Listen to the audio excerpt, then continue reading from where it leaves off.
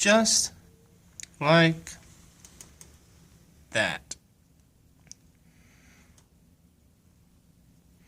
I got exceptionally better at my hot gluing skills from where I began to where I ended. Really crappy job. Getting better,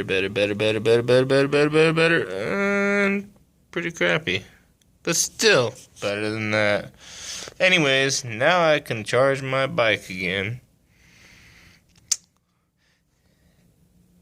And not have a blown out quick charge. Anyways, that was fun. I'm gonna wrap it up, get it taped in, and connected. Have a good day, guys.